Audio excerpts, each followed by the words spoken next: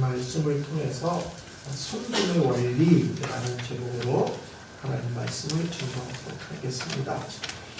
이 말씀을 들으려면 이 말씀의 배경을 좀 이해하셔야 됩니다. 오늘 본문은 사도 바울이 에베소 교회를 개척하고 약 3년을 목회를 합니다.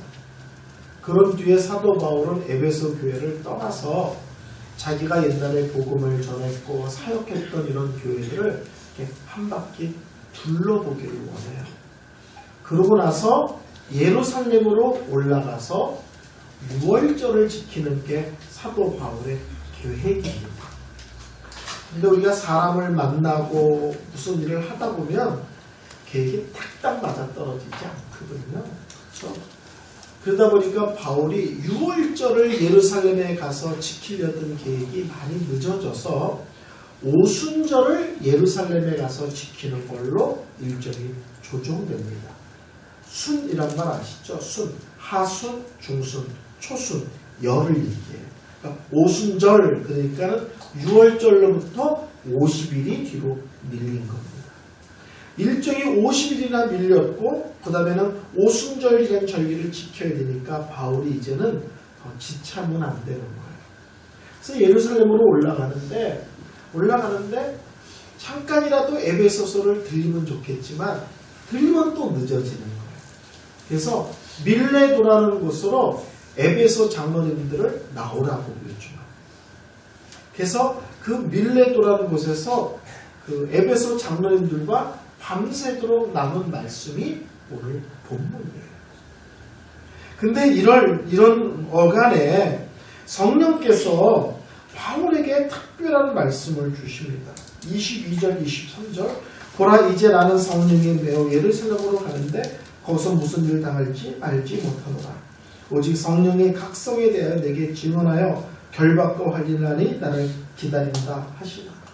성령께서 뭐라고 말씀하셨냐면 너 예루살렘에 올라가면 붙잡혀 이렇게 말씀하셨다는 거예요. 그리고 많은 고난을 당하게 될 거야. 우리는 바울의 생애를 아니까 이때 바울이 순교당하지 않고 순교는 훨씬 있다가 당합니다. 근데 맨 처음에 이 말을 받은 바울은 너 올라가면 붙잡혀 많은 고난이 있어. 그러니까 처음 이 말을 받을 때 순교인가? 이렇게 생각했던 것 같아요. 그러니까 성도들한테 헤어지면서 뭐라 그래요?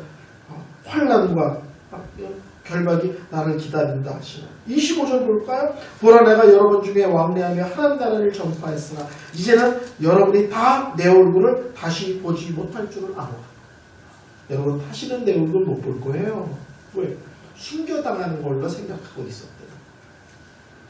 36절부터 38절 봅니다. 이 말을 한 후 무릎을 꿇고 그 모든 사람과 함께 기도하니 다 크게 울며 바울의 목을 안고 입을 맞추고 다시 그 얼굴을 보지 못하리라 한 말을 말미암아 더 근심하고 배에까지 그를 전송하네. 바울과 헤어지는데 성도들이 끌어안고 울고 난리가 났대요. 자, 에베소 장로님들을 밀레도라는 곳으로 오라고 해서 사도 바울이 밤새도록 말씀을 나눕니다. 근데 그때 바울은 어떤 심정이었느냐? 예루살렘에 가면 자기는 붙잡히고 많은 고난을 당하고 어쩌면 순교당할지도 모른다는 생각을 하고 있는 바울이에요. 그러면 바울이 그날 밤에 교회 지도자인 장로들을 불러다가 밤새도록 뭐 했을까요? 여러분 우리 다시는 못 만나니 오늘 이 밤을 뜨겁게 화끈하게 놉시다. 그러면 뭐 369, 369 막 이런 거 했을까요? 네? 산기슭 막 이런 거 했을까요? 그런 거 안 했을 것 같죠. 순교할지도 모른다는 바울이 그날 밤에 에베소 장로님들과 말씀을 나눌 때 비장한 얘기를 했어요. 신앙의 본질적인 얘기만 했을 거예요. 교회 생활을 하면서 놓쳐서는 안 될 핵심적인 얘기를 마치 유언과 같이 했을 거라는 사실을 우리는 좀 쉽게 미루어 알 수 있습니다. 오늘 본문은 그런 배경 속에서 바울이 전한 말씀입니다.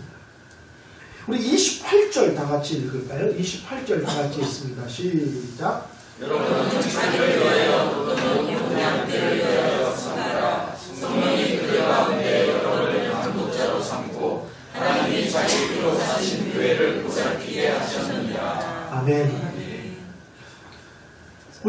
그래서 예수님의 십자가, 예수의 보혈, 예수님의 죽음을 주로 어디와 연결시켜서 이해하고 고백하고 믿냐면 나의 구원과 관계에 대해서 이해하고 나의 구원과 관계에 대해서 고백하죠.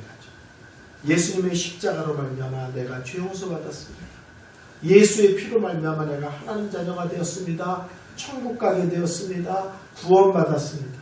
우리는 십자가, 보혈, 예수의 죽음을 언제나 나의 개인적인 죽음과 관계시켜서 이해하고 믿고 고백하는 데 익숙합니다.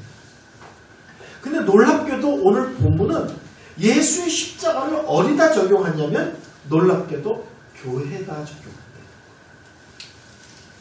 뭐라고 말씀하세요? 이 교회는 하나님께서 예수님의 피값을 값으로 지불하고 사셨다. 이렇게 표현합니다.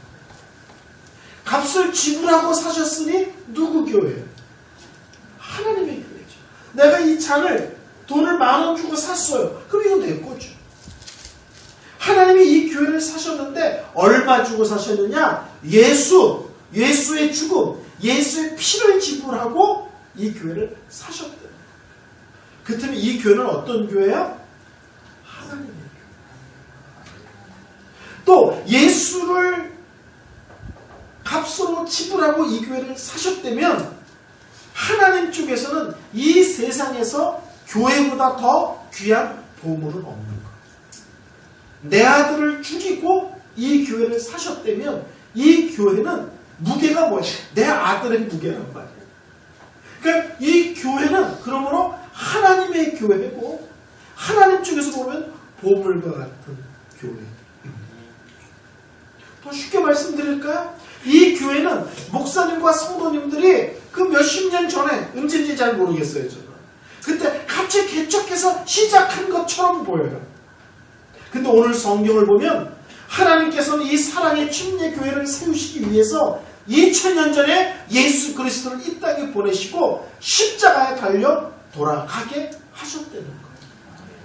겉으로 보면 목사님과 성도들이 모여서 교회가 시작됐지만 깊이 보면 이 교회를 이 땅에 세우기 위해서 예수님이 이 땅에 오셨고 피 흘리셨고 돌아가셨죠. 그러니까 사랑의 침례 교회는 예수의 십자가 위에 세워져 있는 것입니다. 예수의 보혈 위에 이 교회는 세워져 있는 교회입니다. 저는 미국의 청빙을 40살 12월 마지막 주일날 청빙을 받았어요. 갔는데 가봤더니 이 교회가 20년 동안 싸운 게 겉도막혀 못통도 없고 너 나와 이러고. 제가 부임하기 전주에도 싸워가지고 재직했고 이삿짐을 2달 전에 다 보냈는데 비행기 타기 3일 전에 전화가 왔어요. 장로님에게. 목사님 저희 교회가 생각보다 되게 작은 교회입니다. 그런데요 지난주 재직회 때 싸움이 나서 교회가 없어졌습니다. 난 이삿짐 2달 전에 보냈는데 제가 그랬어요. 싸웠으면 이긴 사람이 있을 거 아닙니까? 제가 그 사람들하고 목회할 테니까 연락해서 나를 공항에 마중 나오라고 하십시오. 목사를 청빙하고 일주일 전에 정상적인 교회는 기도하고 뭐 준비해야 될 텐데 이 교회는 정작 전쟁을 치러서 교회가 박살이 났대요. 제가 그런 교회 부임을 했어요. 무려 20년 동안 분쟁이 있었대요. 싸우는 교회 갔더니 놀랍게도 특징이 하나가 있는데 그것이 뭐냐면 성도들이 교회에 대한 말들이 너무 거칠어요. 여러분 말은 말이 아니라 그 사람의 생각과 삶을 반영하는 거예요. 예를 들어서 남편이 아내를 야! 어이! 이러고 부르잖아요. 부부싸움 할 때 욕도 할 수 있고 물건도 던질 수 있고 때릴 수도 있습니다. 왜요? 의잖아. 에이! 야! 뭘 가져와. 야인데 뭐 뭘 말은 못하겠어. 제가 아는 목사님은요 사모님을요 중전마마라고 불러요. 중전마마. 부부싸움 할 때 어떻게 할까요? 하교하여 주시옵소서. 사모님을 그렇게 귀하게 여겨. 그러면 화가 나고 속이 뒤집어져도 그들이 할 수 있는 말이 딱 정해져 있어요. 상대를 무시하거나, 그렇죠? 상대를 상처 입을 말들, 이런 거 안 할 거예요.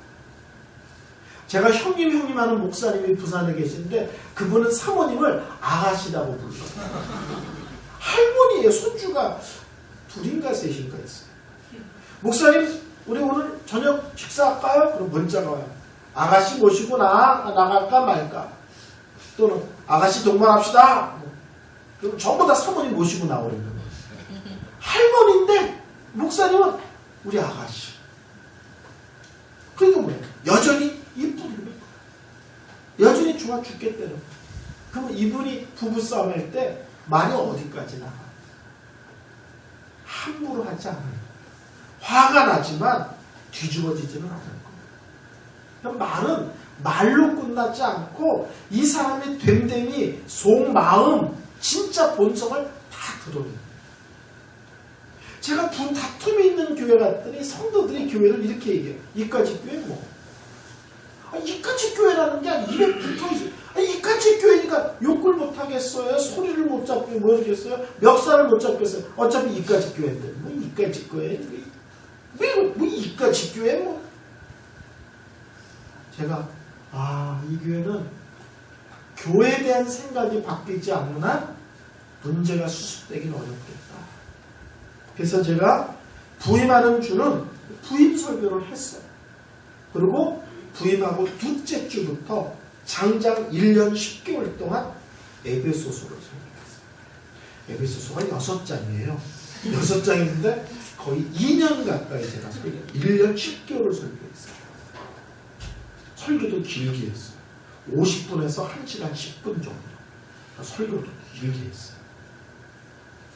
66권 성경 중에 왜 부임하자마자 에베소서를 했는가? 일반적으로 신학자들이 에베소서는 교회론에 관한 책이다. 이런 얘기를 합니다. 교회론에 관한 책이다. 쉽게 말하면 하나님께서 이 땅에 교회를 세우셨는데 하나님이 생각하는 교회의 모습, 하나님이 꿈꾸시는 교회의 모습이 에베소서에 잘 나타나 있대요. 그래서 제가 에베소서 설교를 시작했어요. 주일 낮 예배는 언제나 에베소서 설교. 한 7개월쯤 되니까 성도들이 설교를 잘 알아듣고 말씀을 잘 따라와요. 그래서 제가 하루는 예배 시간에 성도들을 훈련시켰어요. 우리 교회는 이제부터 회의를 하든지 대표 기도를 하든지 더 나가서 집에서 식구끼리 식탁에 둘러앉아서 밥을 먹든지 더 나가서 자려고 부부가 불을 끄고 누웠는데 누웠다가도 교회 얘기할 때 있잖아요. 하다못해 부부가 자려고 불 끄고 교회 얘기할 때도 예외가 없습니다. 얘기할 때 우리 교회는 안 됩니다. 우리 사랑의 교회는, 우리 사랑의 침례교회는 안 됩니다. 뭐 어떻게 해야 되느냐? 항상 이거를 읊으셔야 됩니다. 첫째는 예수님의 핏값으로 사시는, 이해가 되죠? 하나님이 보물과 같이 여기는, 이해가 되죠? 예수님의 핏값으로 사시는, 하나님의 보물과 같이 여기는 거룩하고 영광스러운, 이게 에베소에서 말하는 교회의 모습이에요. 거룩하고 영광스러운 교회. 여러분, 교회는요, 이 세상에 예수를, 하나님을 전하는, 전도하는 기관임과 동시에 하나님이 어떤 분이신지를 드러내는 그런 공동체이기도 합니다. 예수님을 믿으라고 전하는 공동체이기도 하지만 이 교회에서 바라고 뭐 놀고 회의하고 예배하고 뭘 하든지 그 속에서 하나님의 거룩하고 영광스러운 하나님의 교회이기 때문에 그 하나님의 모습이 이 교회에서 나타나야 돼요. 그게 거룩하고 영광스러워요. 그래서 첫째, 예수님의 피값으로 사신 하나님의 보물과 같이 여기는 거룩하고 영광스러운 하나님의 교회인 우리 사랑의 교회나. 순서가 바뀔 수는 있어요. 순서가 왔다 갔다 할 수는 있지만 이 내용이 들어가야 돼. 대표 기도할 때 들어가야 돼. 회의 때 발언할 때 들어가야 돼. 식구끼리 얘기할 때도 여보 우리 교회는 안 돼. 읊어야 돼. 예수님의 피값으로 사신 우리 하나님의 보물같이 여기는 거룩하고 영광스러운 하나님의 교회인 우리 사랑의 교회는 있잖아 여보. 이렇게 성도들한테 연습을 시켜서 따라하라. 여러분들도 막 따라해보고 싶은 마음이 막 간절하죠? 제가 우리도 해요! 이런 분위기 아니겠어요? 한번 따라할까요? 예수님의 피값으로 사신 하나님이 보물과 같이 여기는 거룩하고 영광스러운 하나님의 교회인 우리 사랑의 교회는 아멘? 이걸 수없이 반복시켰어요. 저희 교회는 2달에 한 번씩 재직회를 해요. 참 재밌어요. 싸우는 교회는 멀쩡하다가 또 회의만 하면 청팀 몇 팀으로 딱 나눠져요. 여러분 싸움의 정석 1번이 있는데 뭔 줄 아세요? 싸움의 정석 1이 뭐예요? 싸울 때 가장 중요한 게 뭐예요? 피한다가 아니 목사님 싸움 안 해보셔서 피나 식별. 피나 식별. 아 그렇죠. 그렇죠. 5인 사격처럼 억울한 게 없죠. 여러분 이쪽에 좀 껌 좀 씹으신 분들 그쪽에 싸움에서 가장 중요한 게 뭐예요? 너무 모르시네? 선빵. 맞아. 선방하면 너무 약해. 소주 그러면 약하거든요. 쇠주 이래야 세 보여요. 선방하면 너무 약해요. 썸빵 이렇게 나와서 싸움에서 가장 중요한 것은 썸빵을 누가 날리냐. 어린아이들은 누가 먼저 때려서 코피가 나냐가 게임이 승패를 좌우하잖아요. 코피 나면 무조건 게임 끝난 거 아니에요? 애들은 회의를 시작하면요 썸빵을 먼저 날리는 쪽이 이기는 거야.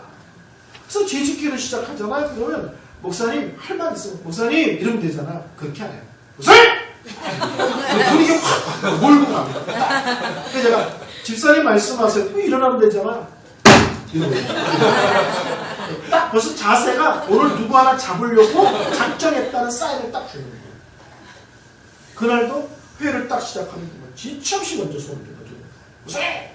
예, 말씀하십시오. 딱 일어나요.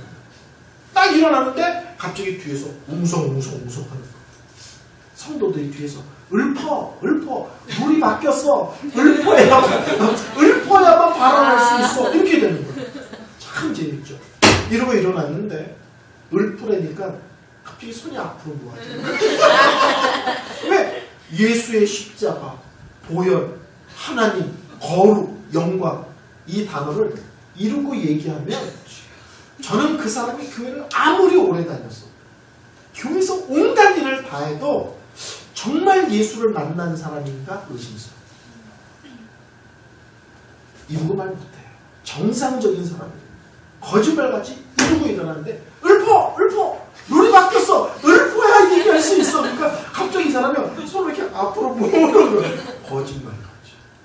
근데 달달달달 외우지는 않잖아요. 그러니까 듬성듬성하니까 더 사람이 좀 이렇게 좀 약간 부족해 보이죠. 일어나서 어디서 막 손질려고 이제 힘이 있어 보이는데 갑자기 좀 읊은 걸 기억해야 되잖아. 처음 말하니까 예수님의 피값으로 사신 하나님 보물과 같이 여기는 그래서 거룩하고 영광스러워.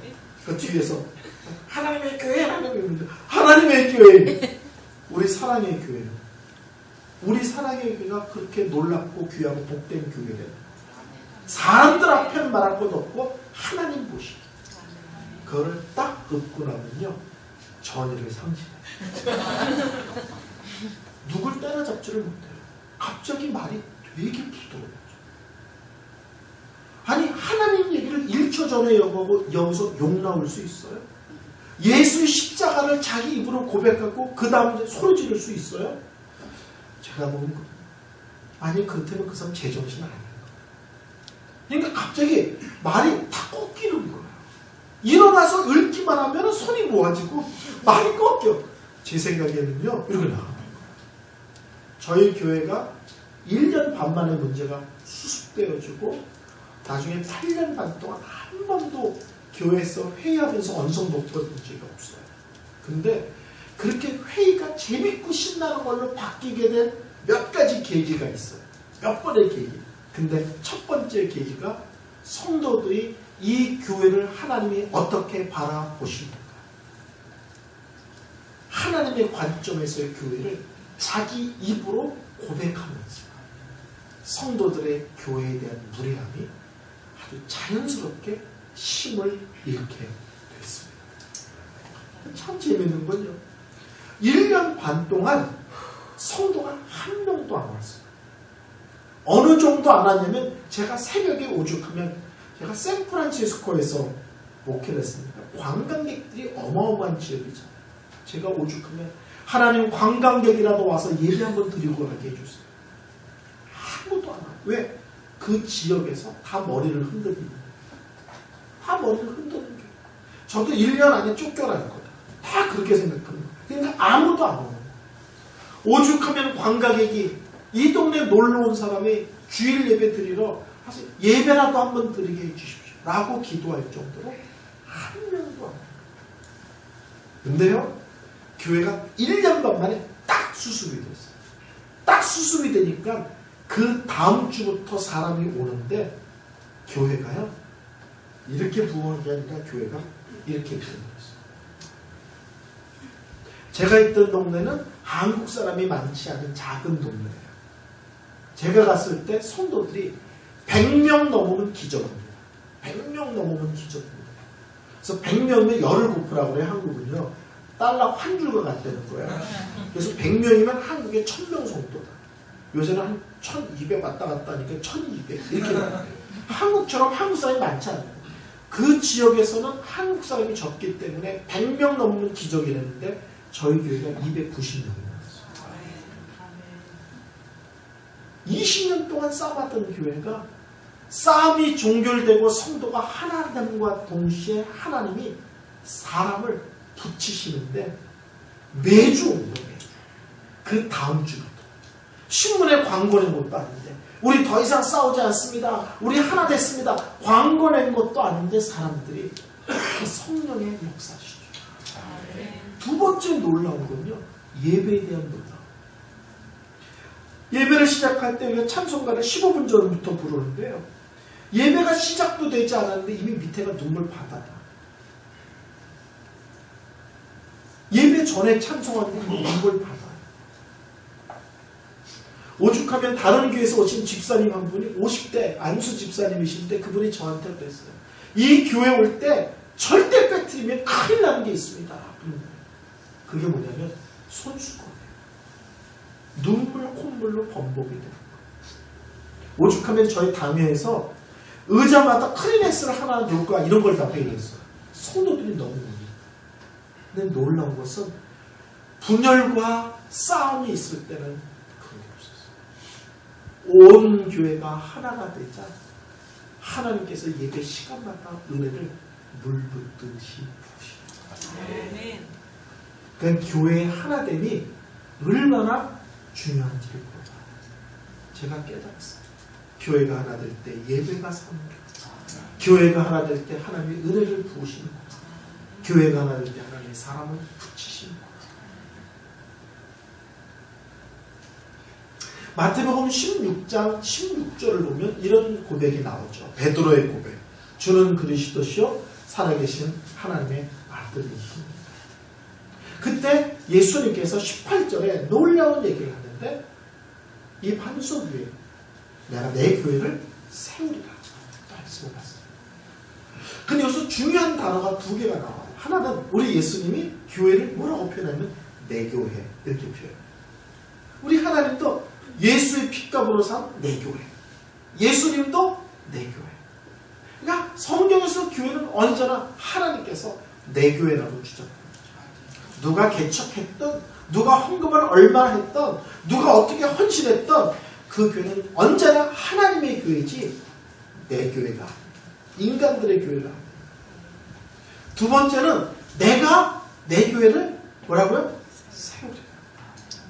결국은 사람이 으쌰으쌰하는 것 같지만 궁극적으로 결국 교회를 세우는 것은 하나님이 세우시는 거고, 하나님이 붙드시는 거고, 하나님이 끌고 가시는 거예요. 아멘? 저는 목회하면서 뭘 깨달았냐? 아, 교회가 진짜 하나님의 교회. 아, 진짜 하나님의 교회를 책임지시는구나. 제가 이거를요, 전 요새도 깨달아. 제가 최근에 개척교회 담임 목사로 갔거든요. 오죽하면 저에게 성도가 매주 하나님의 기적을 체험합니다. 이렇게 하겠어요. 매주 하나님의 기적을 체험합니다. 자체적으로 생존 불가한 작은 이 교회예요.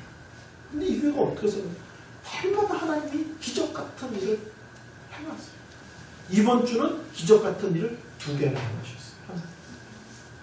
그래서 뭘 깨닫냐면 하나님의 교회, 하나님이 책임지시구나, 하나님이 끌고 가시는구나.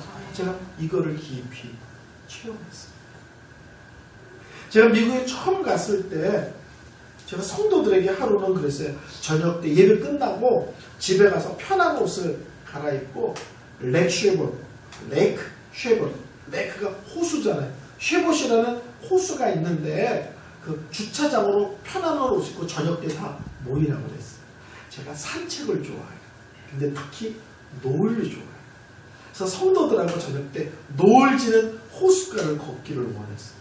근데 호수가 그렇게 크지는 않아요. 동네에 있는 호수니까 그냥 좀 커요. 좀. 그냥 한 바퀴 걷는데 4시간. 끝이 안 보여요.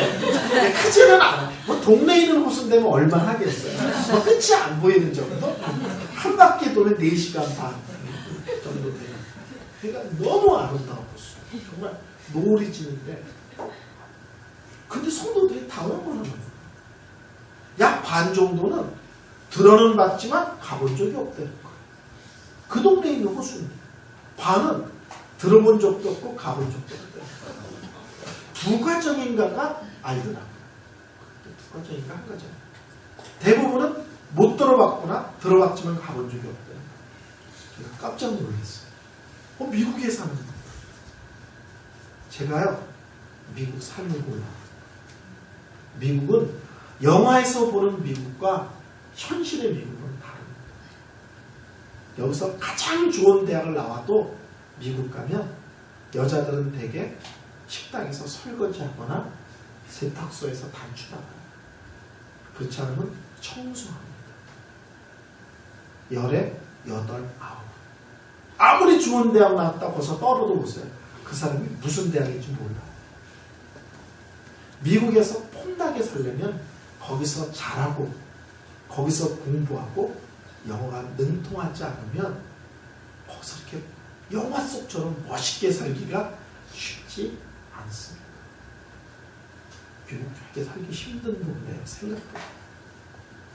근데 더 놀라운 것은 저희 성도들의 여성도들, 특히 연세 많으신 분들의 대부분이 28에서 약 31살 정도의 혼자 되신 분들이세요. 연세 많으신. 근데 이분들이 미국으로 이민을 온 거예요. 애들을 데리고. 그럼 영어 못해. 운전 못해. 그럼 뭘 하겠어요? 새벽 4시나 5시에 일어나요. 밥 한 솥, 국 한 솥 해놓고 출근을 하는데 차가 없어. 또 미국은 대중교통이 별로 없습니다. 미국은 대중교통이 거의 없어요. 그래서 걸어가요. 그러고는 식당에서 주로 설거지를 해요. 주문도 영어 잘해야 되잖아요. 미국 음식은 시키는 게 까다롭죠. 달걀 프라이 하나를 해도 우리 달걀 프라이 하나 하는데 걔네들은 어떻게 해드릴까요? 노란자가 살아있어 써니사이드 살짝 익은 오브 이지 완전히 핫 으깨면 스크램블 거기다가 또 나는 뭐 콜레스테롤이 높다는데 뭐 그리고 또 노른자와 활분자를 또 나눠주고 달걀 하나 갖고 또 요리를 구체적으로 얘기를 해요. 고기도 구워달라. 우리 간단할 것 같죠? 아니에요. 믿음도 또 3번을 시켜요. 레어는 고기를 탁 할 때 피가 쭉 흘러요. 미든 레어는 안 익었는데 칼질할 때 피가 흐르면 안 돼. 그러니까 고기 굽는 것도 아주 세분하시고 이걸 다 알아듣고 해요. 그러니까는 주문 받는 것도 간단하지 않다. 틀림없이 설거지 하는 거야. 그리고 부지런한 사람은 식당이 문 닫을 쯤 되면 작은 사무실들을 키를 받아서 청소를 해 들어가서 9시, 10시. 더 부지런한 사람은요, 세탁소를 문을 따고 들어가요. 그럼 한쪽에 단추, 뭐 찢어진 거, 줄이는 거 있으면 그 밤중에 가서 그걸 다 해요. 그리고 집에 들어오면 12시, 1시에. 그분들 표현으로는 고목처럼 쓰러져 자요. 그리고 또 4시, 5시 일어나서 또. 그러니까 캄캄한 새벽에 나가서 캄캄한 밤에 들어와요. 많은 사람들이 20년 살아도 미국이 어떻게 생겼는지 몰라요. 저희 교회에서 효도관광을 갔을 때 상당수가 미국 와서 처음 여행을 나가본다 이랬어요. 근데 엄마들은 위대해요. 그렇게 해서 애들을 대학 보내고요. 애들 집을 사줘요. 진짜 엄마들 무서워요. 동네에 호수가 있는데 동네를 걸을 수 있는 마음의 여유가 없어요. 시간이 있으면 빨래하고 청소하고 잠자기도 하고 시간이 비네. 어디 산책을 해요. 너무 가슴이 아팠어요. 그 이유 중에 하나는 저희 어머니가 저를 그렇게 키웠어요. 성도들의 모습이 우리 어머니 모습이에요. 제가 그랬어요. 제가 영주권 나오면 어르신들 비행기 태워서 카나다로 효도관광 모시고 가겠습니다. 제가 스케일이 큽니다. 주로 효도관광 저는 외국으로 모시고 다니는 것만 있거든요. 그런데 그때 9.11 사태가 나고 그래서 영주권이 한참 있다 나왔어요. 제가 그 교회 부임한 지 7년차 됐을 때 물론 영주권도 나왔지만 그때 저희 교회가 성도도 가장 많을 때고 재정도 아주 넘칠 때예요. 그래서 연말에 재정을 짜는 분들에게 내가 7년 전에 효도관광을 약속했다. 그래서 올해는 꼭 효도관광을 갈 수 있도록 예산을 짜달라고 그랬어요. 교회가 재정이 넉넉하니까 뭐 예민하거나 야박할 필요가 없어요. 8,000달러. 우리나라 돈으로 1,000만 원을 짜줬어요.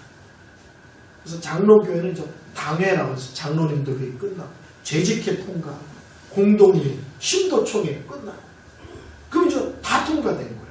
다 통과되자마자 연세 많으신 분들을 모았어요. 재밌는 거는 그 중에 10분의 9는 중간에다 들어오신 분들이야. 나머지는 옛날부터 있었는데 그 얘기 듣고 다 잊어버렸어요. 7년 전이니까. 근데 제가 그분들에게 내가 7년 전에 약속했던 걸 올해는 시행하겠다.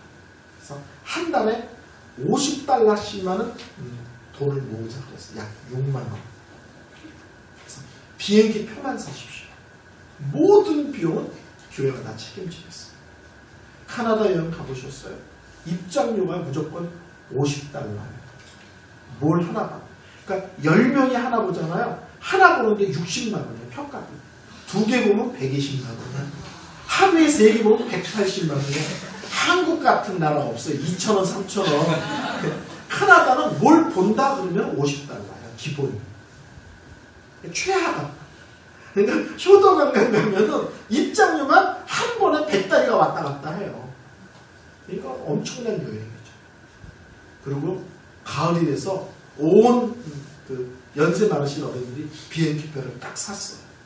비행기표를 사자 제가 광고했어요. 효도관광 갑니다. 성도님들 기도해 주십시오. 날짜를 선포하고 그리고 재정부장에게 우리가 언제 갈 테니까 8,000달러를 정확히 확보해서 지출해 주십시오. 이렇게 얘기를 했어요. 일주일이 지나고 예배를 드리는데 예배가 너무 어수선한 거예요. 저희 교회는 주일 낮 예배가 웬만한 교회 부흥회처럼 뜨거워요. 그런데 성도들이 다 예배에 관심이 없는 것처럼 느껴져요. 너무 산만한 거예요. 예배가 끝나고 교회 리더들을 불러 모았어요. 무슨 일이 있었냐? 아무것도 없다. 무슨 일이 있었냐? 오늘 예배는 우리 평상시 예배와는 완전히 다르다. 무슨 일이 있었기에 오늘 예배가 이 모양이지 이유 없이 이럴 리가 없다. 그랬더니 한 분이 쭈삣쭈삣하더니 젊은 성도들이 효도관과 반대라는 여론이 대다수예요.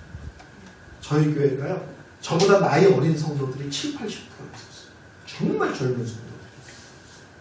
그러니까 7, 80%가 다 반대를 해요. 헌금으로 선교하는 것도 아니고 구제하는 것도 아니고 장학금 주는 것도 아니고 할머니 할아버지 놀아가는데 1,000만 원씩 쓰는 건 낭비다. 이런 여론이 대다수예요.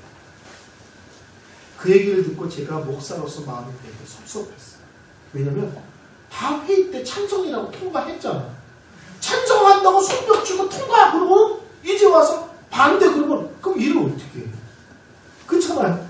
안 그래? 통과해서 일을 하는데 반대래 나중에. 그럼 앞에 있는 사람은 죽으란 뜻이죠.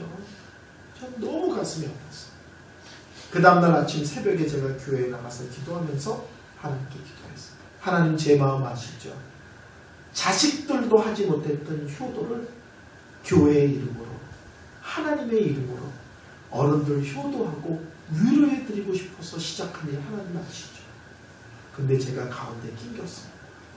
안 가면 어르신들 다 시험 들 거고 밀어붙이고 가면 젊은 성도들 다 반발할 텐데 제가 가운데 끼어서 이러지도 못하고 저러지도 못하게 생겼어요.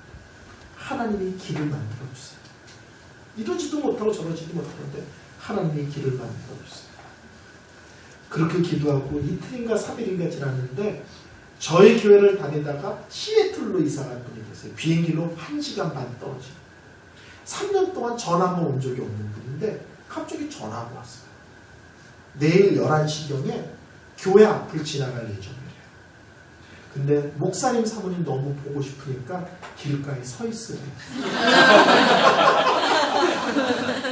목사가 인물이 반듯하잖아. 정말 여러 가지로 피곤합니다.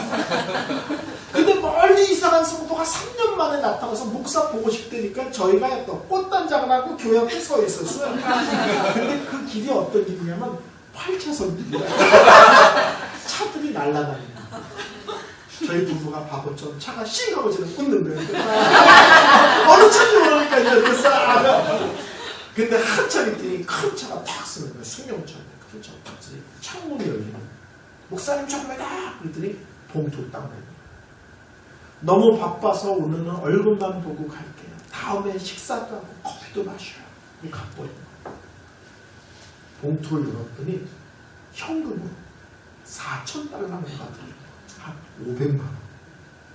3년 전에 교회 떠난 사람이 갑자기 밑도 끝도 없이 나타나서 한국 돈으로 500만 원 주고 가는 거예요. 또 하루 이틀 지났는데 그 동네에 연세 많으신 할머니인데 저희 교회 성도가 아니에요. 그러니까 저는 전혀 본 적도 없는 분인데 전화가 왔어요. 단둘이 만나죠. 이름의 인기는 할머니들한테도 부탁을 했어요. 제가 저희 집사람에게 당신이 나가 그래서 당신이 가. 그리고 그 할머니 집사님이 그냥 평범한 얘기를 하면 들어드리고 위로하고 와. 근데 너무 심각한 얘기를 꺼내놓으면 나한테 전화해. 내가 바로 뛰어나갈게. 그랬어요. 1시간 있다 들어오더니 봉투를 내밀어요. 그래서 봉투를 꺼냈더니 1,000달러짜리 수표, 120만 원 수표가 들어있는 거예요. 이건 또 뭐냐 그랬더니 사연이 그 할머니 집사님이 고등학교 동기 동창이 그 동네 좀 떨어진데 한국 기도원이 있는데 원장님이 여자 목사님이에요. 두 분이 친구야. 친구가 기도원 원장을 한다는 얘기를 듣고 갔는데 너무 고생을 많이 하니까 마음이 짠한 거예요. 돌아와서 자식들이 용돈을 주는데 그걸 아껴서 1,000달러가 되면 기도원에 헌금하겠습니다. 이렇게 하나님께 약속을 했대요. 오늘이 1,000달러가 모인 날이에요. 그래서 봉투에다가 수표를 넣고 하나님께 감사 기도를 했대요. 하나님 제가 약속한 헌금을 이제 보내겠습니다. 근데 그분 말로는 하나님의 음성이 들렸대요. 얘야 더 급한 데가 있다. 이은성 목사라는 사람을 찾아서 그 사람에게 그 돈을 먼저 전해라. 그래서 본 적도 없는 다른 교회 할머니 집사님이 밑도 끝도 없이 1,000불을 주신 거예요. 그렇게 제가 길거리에서요 8,000달러를 받아요. 그래서 교회 헌금 통했죠. 그리고 재정부장님에게 얘기했어요. 내가 이런 기도를 했더니 다른 교회 성도들이 나한테 전화 와서 헌금을 이렇게 줬다. 그러니까 헌금이니까 교회 들어가야 되잖아. 들어가고 그 돈을 다시 효도관광비용을 지출해라. 예배가 끝난 뒤에 효도관광비가 지출됐다는 얘기를 듣고 이제 궁시렁거리는 사람이 있을 거 아니야. 섭섭해서. 목사님 왜 이렇게 밀어붙이시나 뭐. 근데 제자부장님이 그 중에 한 사람을 불러서 제가 기도한 것과 그리고 다른 교회 성도들이 헌금한 돈이라는 얘기를 들려주니까 한순간에 교회에 빠지는 거예요. 그리고 교회가 잠잠해지는 거예요. 자기네가 반대했는데 나중에 보니까 하나님이 기뻐하시는 일인 거예요. 자기네가 반대했더니 하나님이 강권적으로 역사하셔서 다른 교회 성도들의 마음을 움직여서 그 재정을 채우니까 성도들이 토를 못 당하고 그래서 카나다, 캘거리, 밴프, 자스퍼 어마어마한 동네 쫙 효도관광을 큰 밴을 2개 해서 집사님 한 번 저 운전해가지고 쫙 몰고 다니면서 관광을 다 시키고 돌아왔어요. 근데 역사는 돌아와서부터 또 시작됐어요. 만 1년을 금요일 오후부터 토요일 오전 사이가 되면 꼭 전화가 와요. 한 번도 안 빠져요. 아니에요. 몇 번 빠졌어요. 몇 번. 근데 거의 매주 전화가 와요. 어디로? 나오십시오. 나가면 봉투를 줘요. 저희 집사람이 오죽하면 간첩 접선하는 거라고. 이러는 거예요. 금요일날 저녁 때 전화가 와요. 이은성 목사님이시죠? 예. 산호제 종교서관 기독교 서적이 있어요. 토요일날 11시에 그 앞에 가면 문 앞에 파란 쇼핑백 들고 있는 사람이 있는데 가서 제가 이은성 목사라고 얘기하면 그 백을 들거든요. 제가 이은성 목사입니다. 아유 제가 친구로 왔습니다. 돌아보면 작게는 1,000불, 많을 때는 2,500불, 120만 원에서 약 300만 원의 돈이 매주 손가락으로 뽑을 정도로 몇 번을 빼고 오직하면 저희 부목사님이 동네 친구 목사들에게 우리 목사님은 매일 바깥에서 헌금을 들고 들어오셔요. 그랬더니 거짓말만 그래. 한두 번은 이해가 되는데 어떻게 매주냐. 우리 목사님은 매주 그래요. 근데 만 1년이 되니까 거짓말같이요. 전화가 아무리 기다려도 안 와요. 재정부장님은 잘할 거 아니에요. 그거를요. 기다려도 더 이상 헌금이 안 들어오니까 재정부장님이 저한테 중간 결산 보고를 합니다. 지난 1년 동안 목사님이 길거리에서 받아가지고 들어온 돈이 한국 돈으로 1억이 조금 안 된대요. 저는 1,000만 원을 달라고 그랬는데 10배의 헌금이 들어온 거예요. 그 얘기를 듣고 그 다음날 제가 새벽에 가서 또 엎드려서 하나님께 물어봤어요. 하나님 제가 한국 돈으로 1,000만 원이 필요하다고 했는데 왜 10배나 주셨습니까? 그때 갑자기 하나님께서 은성! 이런 일은 없었어요.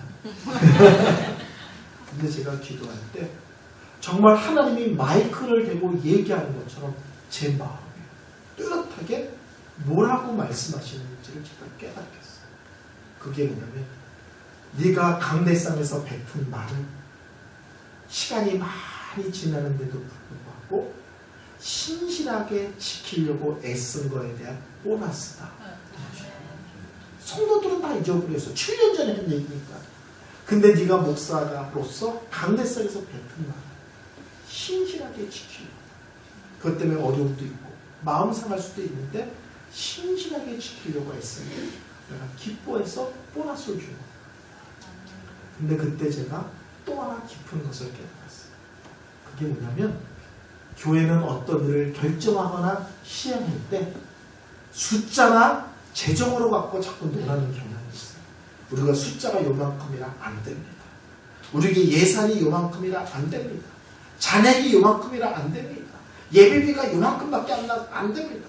맞는 얘기죠. 근데 그 의견 속에 빠진 게 하나 있는데 이 교회를 붙들고 끌고 가시는 분이 하나님이라는 사실을 빼고 얘기하는 거예요. 돈만 갖고 얘기하고 숫자만 갖고 얘기해요. 뭘 깨달았느냐?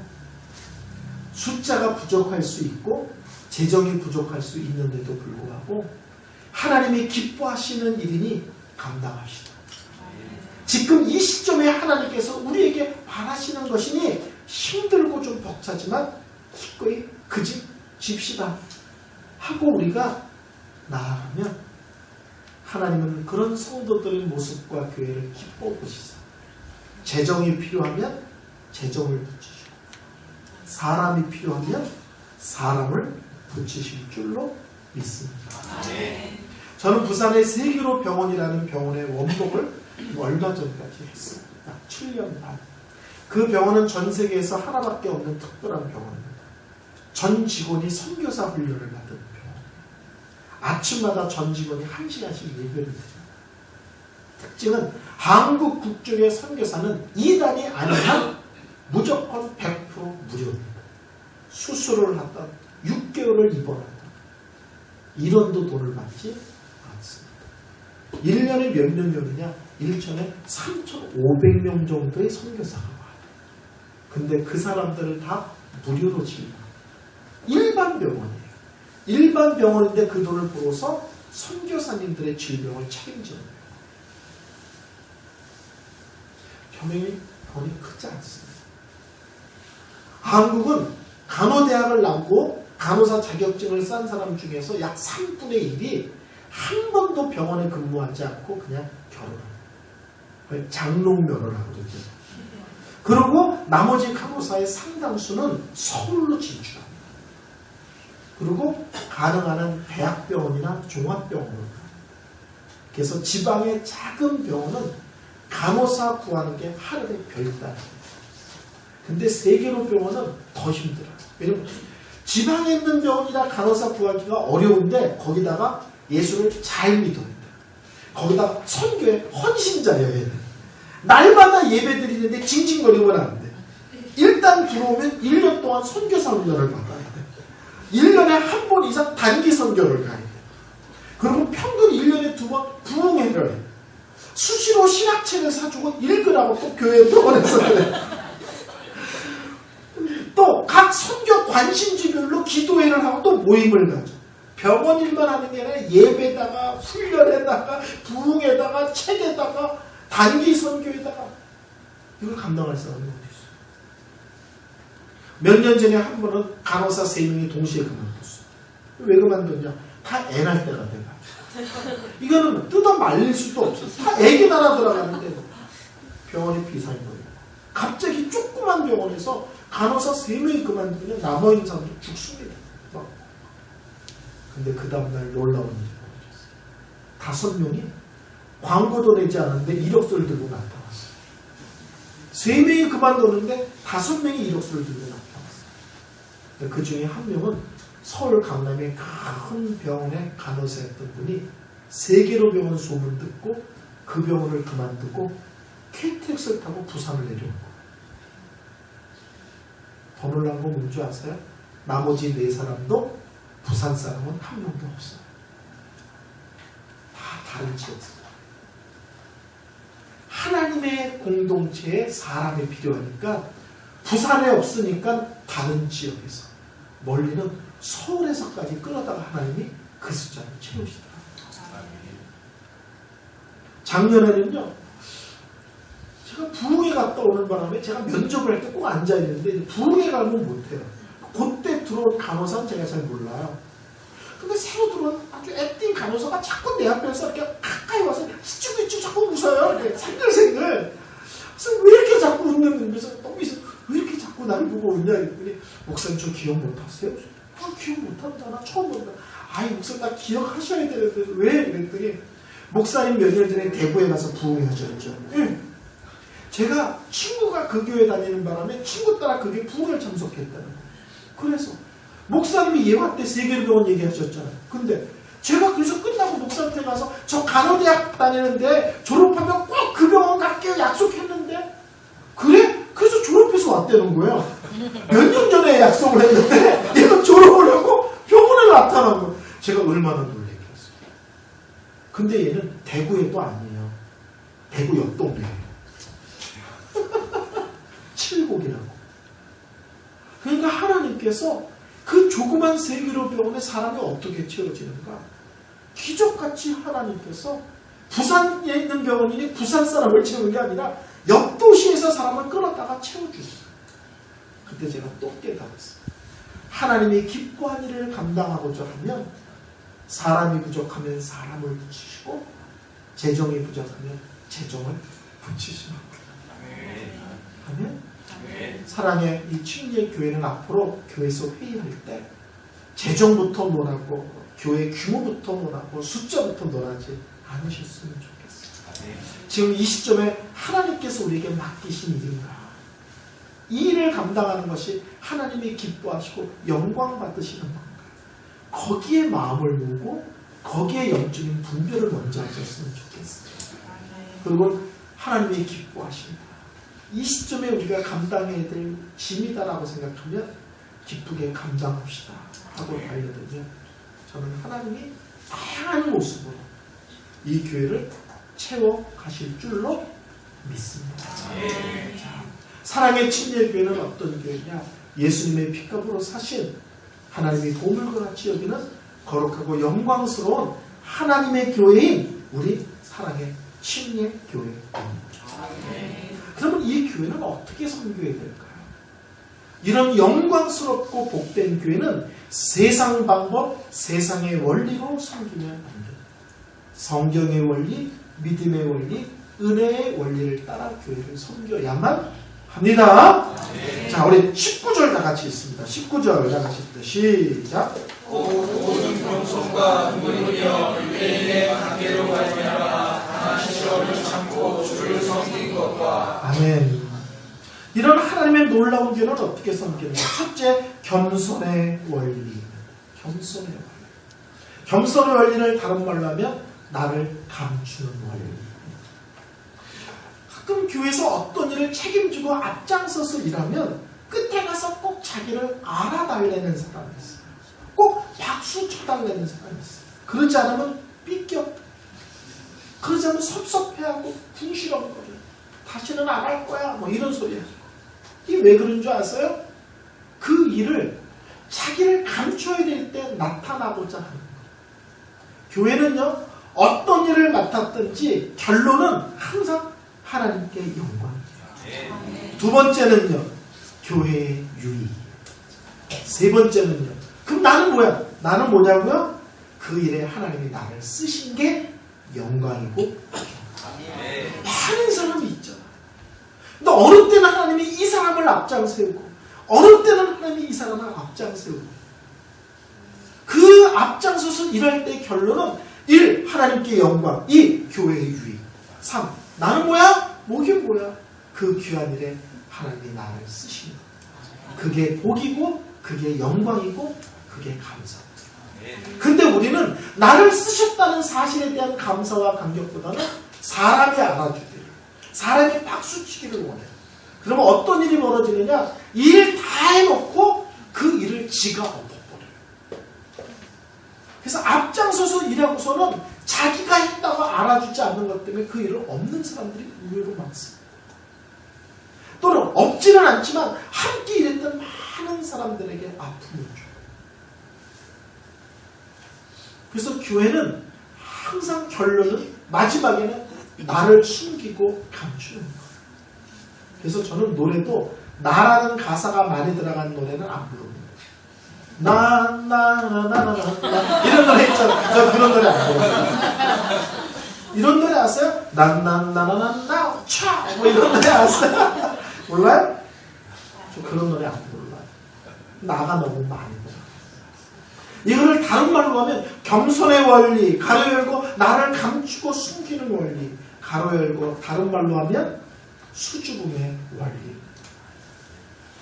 외국 신학자들의 책을 보면 가끔 우리 하나님을 수줍음의 하나님, 특히 성령님을 수줍음의 성령님 이렇게 표현하는 책들을 가끔 만나게 돼요. 외국 신학자들의 책을 보면. 근데 한국에서는 아무도 그 얘기를 안 해서 너무 귀한데 강대성에서 말을 못하겠네요. 왜냐면 혹시 또 오해받으면 저처럼 설교를 여러 군데 하고 다니는 사람은 괜히 신학적으로 문제 있다 막 이런 큰일 나거든요. 그래서 이 얘기를 하고 싶은데 참았어요. 근데 몇 년 전에 고신 신대원의 박영돈이라는 교수님이신데 실력과 인품이 참 존경받는 귀한 어르신이세요. 근데 그분이 교회론에 관한 책과 성령론에 관한 책을 몇 년 전에 쓰셨는데 거기서 놀랍게도 수줍음의 성령님에 대한 얘기를 하세요. 그래서 아유 이제 해도 되겠다. 네. 한국의 대표적인 신학교 중에 하나인 조직신학 교수가 얘기했으면 이제 시비 걸리지 않잖아요. 아셔야 돼요.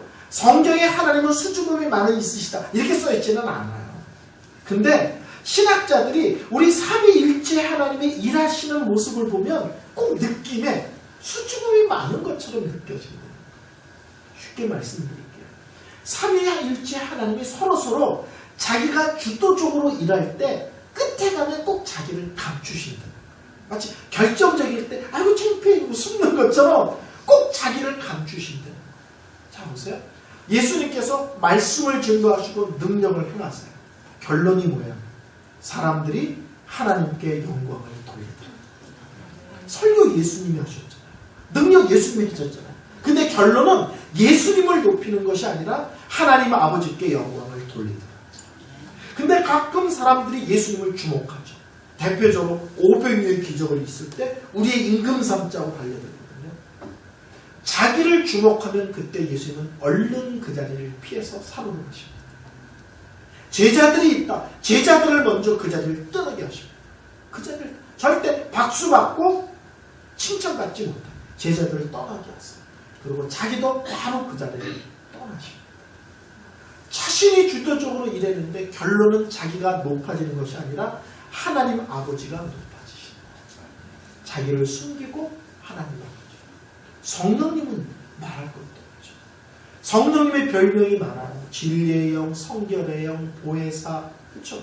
근데 놀랍게도 이 성령님의 이름 중에 그리스도의 영, 예수의 영 이런 이름도 있어요. 성령님을 부르는 이름 중. 우리 예수님께서 이 땅에 계실 때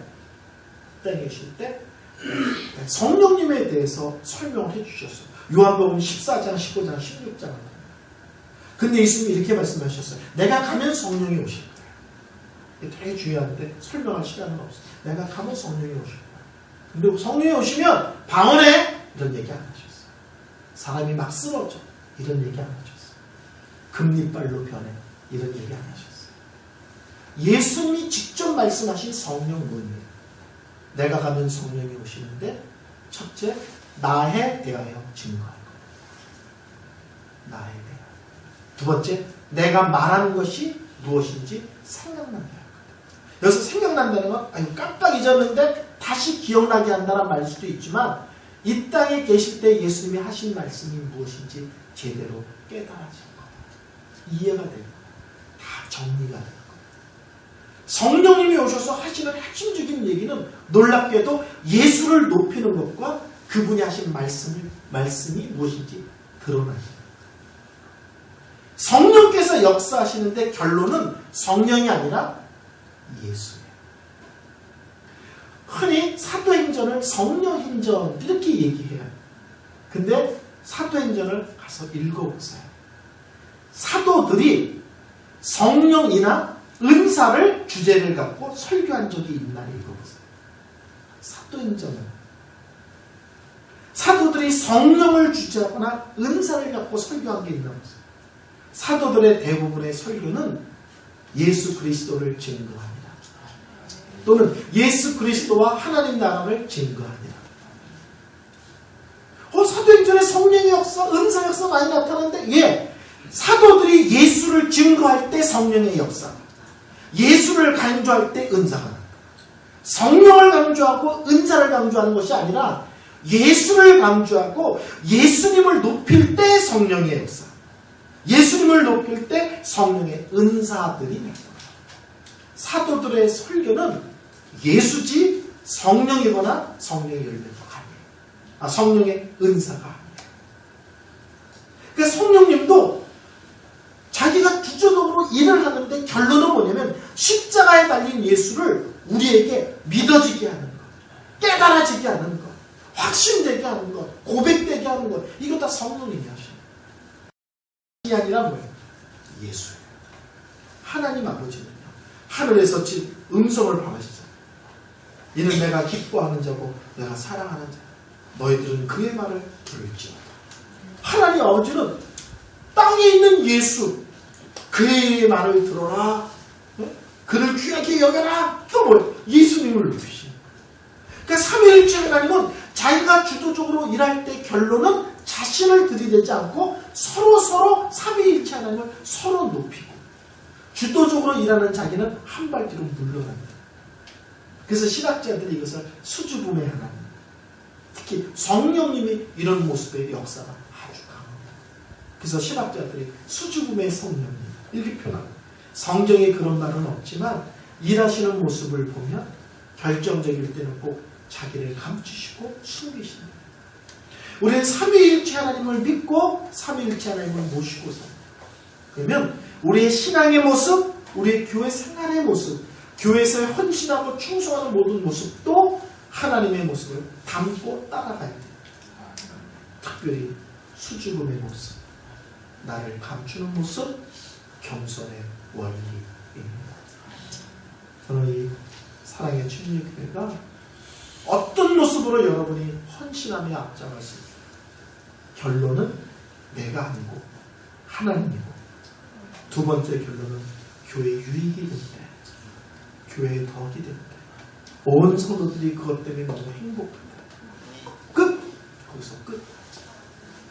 하나님 저를 사용해 주셔서 감사합니다. 그것이 끝이에요. 두 번째는 뭐냐면 눈물이며 눈물의 원리입니다. 성도 여러분, 누군가를 사랑한다는 것은 누군가를 위해서 우는 것을 의미합니다. 이 말 이해하세요? 누군가를 깊이 사랑하면 그 사람을 위해서 뜨거운 눈물을 흘리게 되고 흘려줄 수 있는 거예요. 유명한 노래가 있는데 한국에서 그 노래 안 불러요. 가슴이 아파요. 너무 좋은 노래. 그냥 노래 한번 불러드릴까요? 조금만. 뭐 앵콜 같은 거 하면 안 돼요. 여러분 깜짝 놀랄 거예요. 저렇게 좋은 노래를 우리가 잊고 살았어. 이럴 노래가 이런 노래야. 율동도 이뻐요. 사랑이 무엇냐고 모르신다면, 이런 노래예요.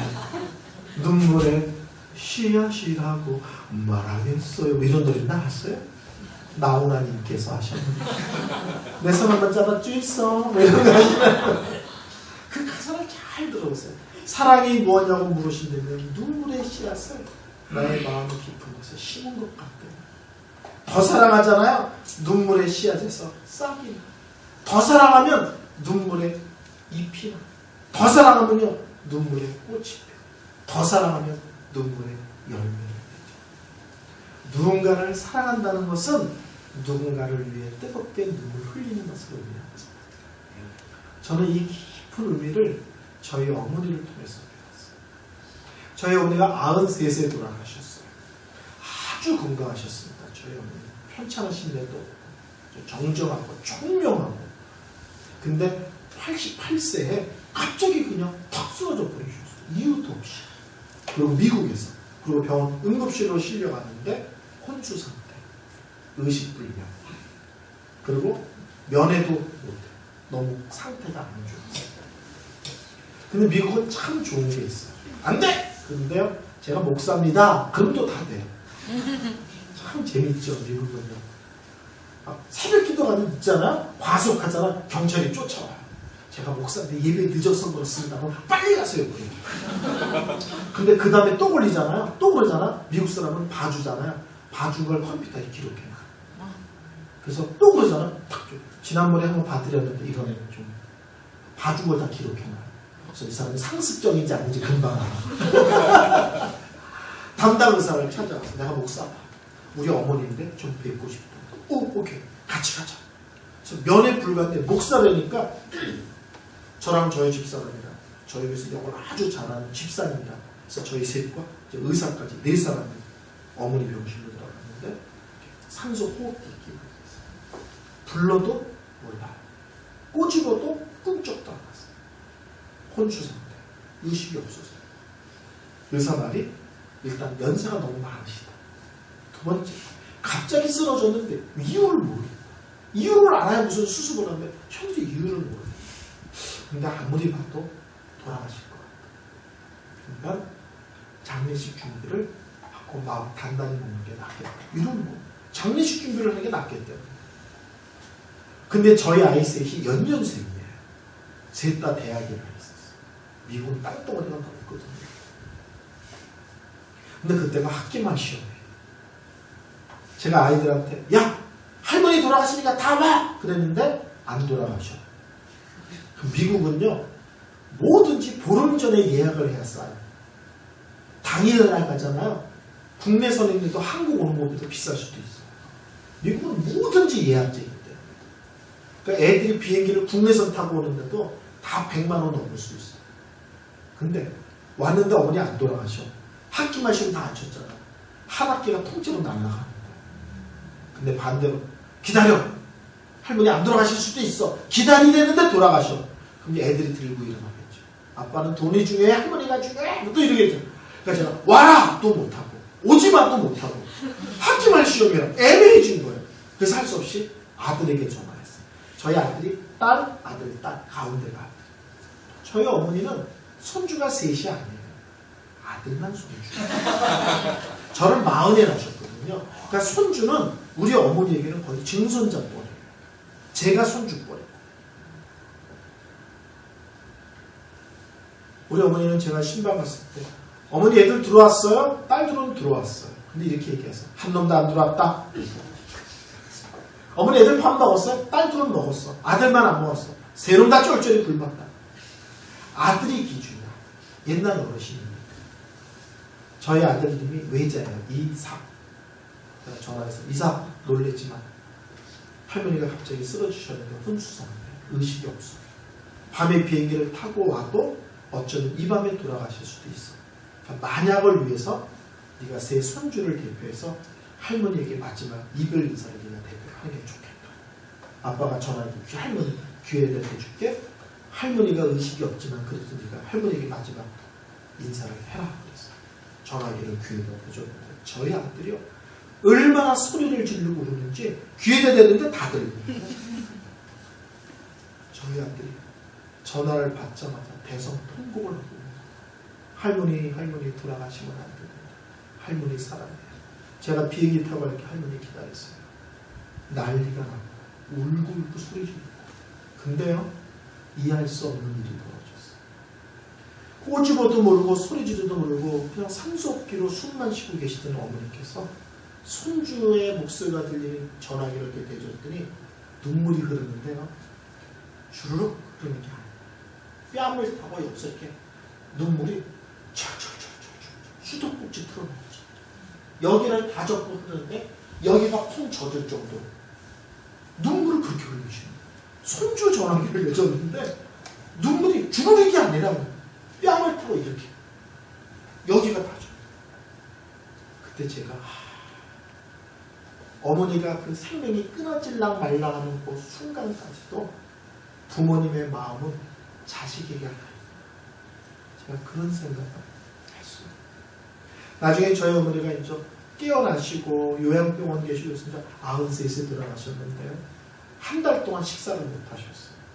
그래서 주사로 사셨는데 나중에는 너무 많으시니까 주사바늘도 못 꽂아요. 꽂을 데가 없어 너무 많아서. 힘이 없어서 눈을 못 뜨세요. 어머니 저와 왔습니다. 눈을 못 뜨세요. 근데 돌아가시기 전날 밤에 저희가 딱 갔더니 부부가 갔더니 눈을 딱 뜨고 계세요. 와 신기하다. 한 달 동안 식사를 못해서 눈을 못 뜨시던 분이 마지막 날 눈을 뜨고 계십니다. 저는 눈이 안 보이는가 해서 제가 움직여봤어요. 몸을 움직이지 못하는데 제가 이렇게 앉았다가 옆으로 가면 눈동자가 따라가세요. 이렇게 하면 이리로 따라가죠. 그러면서 하루 종일 지금 저희가 갔을 때 저희 부부에게 눈을 띄지 않고 저희 부부만 바라보고 계십니다. 그리고 그날 다음날 돌아가셨는데 그때 깨달았어요. 마지막 모습을 오래오래 보고 계시고 싶으셨나. 그것도 전 신비해요. 힘이 없어서 한 달 동안 눈을 한 번도 못 뜨던 분이 어떻게 돌아가시기 전날 그렇게 눈을 뜨고 저희 부부를 그렇게 열심히 쳐다보고 계셨는지 움직이면 움직이는 대로 눈동자가 다 따라가시는 거예요. 저희 어머니의 그 모습 속에서 눈물의 의미를 제가 다시 배웠어요. 누군가를 사랑한다는 것은 결국 누군가를 위해서 우는 것입니다. 저는 예배 시간에 운다고 은혜 받았다 이렇게 단순 논리를 믿지는 않습니다. 찬송하다 울었다, 아이고 은혜 많이 받았네 이렇게 생각하지는 않습니다. 그렇지만 일반적으로 내가 요새 영적으로 살아있고 하나님과 동행하고 말씀 안에 거하는 영적으로 내가 요새 건강한 상태에 있으면 찬송하다가도 눈물이, 기도하다가도 눈물이, 말씀을 듣다가도 눈물이 동반될 거라고 저는 믿습니다. 눈물 있고로 믿음 좋다. 눈물 있고로 은혜 받았다는 뜻은 아니지만 영적으로 건강한 모습 중에 하나는 하나님을 향한 뜨거운 감정이 동반된다. 제 동기 중에 저한테 형형하는 목사님이 계세요. 제가 5살이 많아요. 그래서 지금도 꼭 막내 동생한테 꼭 형 이렇게 불러요. 형 이거 어떻게 하지? 한 번은 부흥회를 갔는데 금, 토, 일 했어요. 금요일, 토요일하고 주일날 아침에 교회를 같이 가는데 저한테 그래요. 형 오늘 주일 예배 때 놀래지 마. 그래요. 뭘 놀래? 형 놀랄 건데 왜 놀래지 마. 뭘? 그랬더니 내가 예배 시간에 많이 울어. 왜 울어? 하여튼 심하게 울어. 심하게 우니까 놀래지 마. 그래서 근데 왜 이렇게 울어? 그랬더니 개척을 시작했는데 너무 힘들더라고요. 성도들도 별로 없지, 재정도 어렵지, 언제 교회가 어떻게 될지가 너무 힘든 세월이 길어지니까 자기도 영적으로 빼짝빼짝 말라갔어요. 교회가 부흥도 안 되고 어려운데 목사 자신도 영적으로 너무 말라가니까 새벽마다 기도해요. 하나님 제가 영적으로 마른 목사가 되지 않게 하소서. 제가 언제나 하나님을 향한 뜨거운 눈물이 있는 목사가 되기를 원합니다. 뜨거운 눈물이 있는 목사가 되기를 원합니다. 근데 어느 날 갑자기 예배를 드리는데 자기가 찬양하다 울고 기도하다 울고 설교하다 울고 하여튼 설교하다가 예배가 끝도 없이 목이 맸어. 자기가 운대요. 그때부터. 근데 웃긴 얘기는 그래가지고 덕을 많이 봤어? 울었는데 뭔 덕을 봤어? 그랬더니 그 동네가 아파트가 분양돼서 막 들어오기 시작하는데 동네 사람들이 지나가는데 이삿짐이 내리는데 십자가나 성경책이 있잖아요. 그럼 지나가던 분이 교회도 안 다니는 분이 그런데 교회 다니시오? 그런데요. 예 교회 다닙니다. 저 교회 나가시오. 그런데요. 그래서 저 교회 나가세요? 나 예수 안 믿어. 근데요. 저 교회 목사가 눈물이 많아. 때가 안 묻었어. 근데 그 말을 듣고도 그 교회로 오는 정도들이 있다는 거예요. 동네 사람들에게 울모 목사라고 소문나면서 곧 때가 묻지 않은 순수한 목사라고 동네 사람들이 받아들였대요. 그래서 동네에 이사 오면 성경이나 십자가 보이면 저 교회 가는 거예요. 저 교회 목사가 때가 안 맞는 순수한 목사다. 그래서 울어서 놀랍게도 수지를 많이 마셨어요. 저는 이 교회가 어떤 찬양을 해도 맹송면서 어떤 기도를 해도 맹송면서 목사님이 일주일 동안 준비해서 열심히 설교해도 맹송맹송한 교회보다는 찬양 속에 눈물이, 기도 속에 눈물이, 말씀 속에 눈물이 있는 교회였으면 좋겠습니다. 여러분들이 목사님을 좋아하고 존경하고 따르는 것 되게 귀합니다. 근데 그것만으로 끝내지 마세요. 크고 작은 일을 결정하거나 앞장서야 될 때 여러분들이 목사님을 불러가면서 눈물의 기도가 있는 성도였으면 좋겠습니다. 교회 크고 작은 일을 결정할 때 목사님과 함께 그 짐을 짊어지고 의논하는 리더들이 있어요. 그 리더들을 믿어주고 기쁘게 따라주는 건 귀하죠. 근데 그것으로 끝내지 말고 교회 크고 작은 중요한 일을 결정할 때 또 앞장서서 그 일을 책임지고 일하는 성도들이 있을 때 그분들을 위해서 눈물 뿌리며 함께 기도로 동참하는 그런 교회 되시기를 바랍니다. 저는 이 눈물이라는 단어를 보면 참 신기해요. 왜냐하면 바울은 되게 강한 사람이잖아요. 어떤 고난이 오고 나중에 순교 앞에서도 흔들림이 없는 놀란 사람이잖아요. 근데 이 사람이 놀랍게도 이 믿음의 길을 가는데 그런 강한 사람인데도 불구하고 눈물이 있었다는 거예요. 기쁨과 감격의 눈물이 있었을 거고 많이 힘들어서 아프고 어려워서 흘린 눈물도 있었어요. 그런데 사랑한다는 건 눈물을 흘리는 거예요. 여러분이 하나님을 사랑하면 눈물이, 이 교회를 사랑하면 어느 때는 이 교회에 좋은 일이 많아서 눈물이, 어느 때는 이 좋은 교회에 크고 작은 문제들이 생겨서 아파서 눈물. 그렇지만 눈물로 동참하는 성도들이시기를 바랍니다. 세 번째, 유대인의 간기로 말미암아 당한 시험을 참고 주를 섬긴 것과, 세 번째는 참음의 원리, 인내의 원리입니다. 하나님의 교회는 어떻게 섬기는가? 저는 이렇게 생각을 합니다. 결국 성숙은 뭐냐? 잘 참고 잘 견디는 거예요. 그럼 바울 선생님한테 한번 물어본다고 생각을 했어요. 바울 선생님, 열심히 복음을 전했는데 그 복음을 듣는 사람이 당신을 대적하고 돈을 던질 때 당신은 어떻게 했습니까? 참고. 당신의 성도들을 말할 수 없이 사랑하고 아낌없이 줬는데 그 사람들이 당신 곁을 떠날 때 당신은 어떻게 했나요? 참고. 성도들에게 진심으로 다가가는데 성도들이 오해해서 엉뚱한 얘기들이 돌고 당신들을 섭섭하게 할 때 당신은 그때 어떻게 했나요? 참고. 결국 신앙은 뭔가요? 참는 거예요. 영적인 거목은 어떻게 됩니까? 한 자리에서 오랜 비바람을 맞아야 영적인 거목이 됩니다. 제가 정호승이라는 유명한 시인이 쓴 수필집을 하나 읽었어요. 근데 그 수필집이 아주 두꺼운데 한 문장을, 기가 막힌 문장을 찾아냈어요. 그 문장이 뭐냐면 견딤이 쓰임을 결정한다. 견딤이 쓰임을 결정한다. 힘들 때, 어려울 때, 답답할 때, 교회가 영적으로 상승을 쳐서 막 올라갈 때도 있지만 어느 때는 그냥 밋밋할 때도 있고요. 어느 때는 영적으로 다운될 때도 있어요. 올라가던 내려 밋밋하다. 묵묵히 자기의 예배의 자리, 직분의 자리, 사명의 자리를 한결같이 지키는 자들을 하나님이 결정적일 때 들어 쓰십니다. 저는 신앙생활은 화려한 거라고 믿었어요. 젊었을 때. 저는 고등학교 1학년 때부터 설교를 했습니다. 34살 때부터 전국으로 부흥회를 다녔어요. 제가 34살 때 부흥회 다닐 때 부산에서 전국으로 설교를 하러 다닌 사람이 저밖에 없었어요. 그것도 30대. 제가 30대 800교회를 다녔어요. 34살부터 40살까지. 저는 신앙생활은 화려한 거다라는 생각을 했어요. 근데 갑자기 하나님이 10명도 안 되는 작은 교회 담임 목사로 저를 부르셨어요. 10명도 안 되는데 한 가정이 11명이야. 그러니까 한 가정 신방하면 벌써 대신방 3분의 2가 끝났어. 근데 교회가 다툼 중이었기 때문에 실제로는 신방 못해요. 이쪽 신방하면 성도들이 목사가 저쪽 사람하고 손잡았다.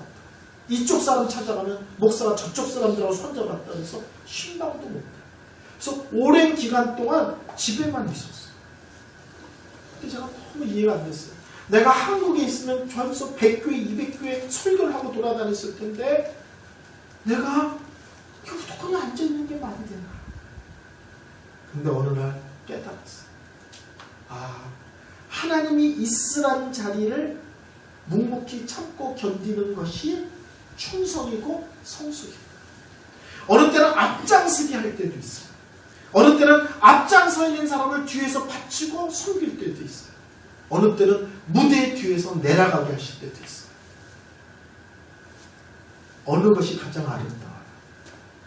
다 아름다워요.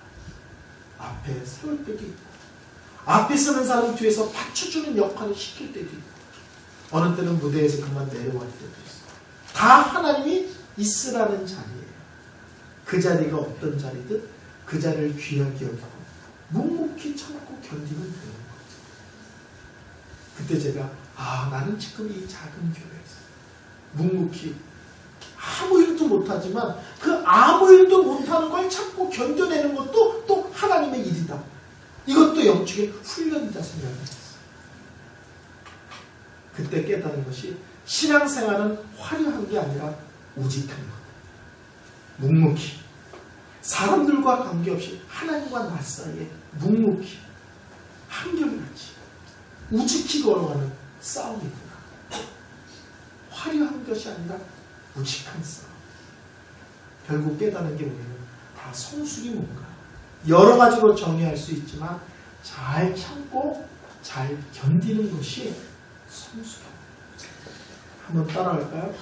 견딤이 쓰임을 결정한다. 하나님 앞에서 하나님이 있으라는 자리에서 묵묵히 참고 견디면서 비바람을 맞이고 때가 되면 하나님이 그런 자를 다양한 모습으로 쓰십니다. 저는 이 교회가 영적으로 가벼운, 이 시대는 영적으로 가볍고 천박한 시대입니다.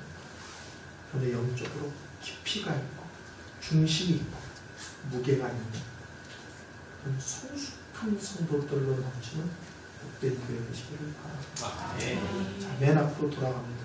우리 교회는 어떤 교회인가?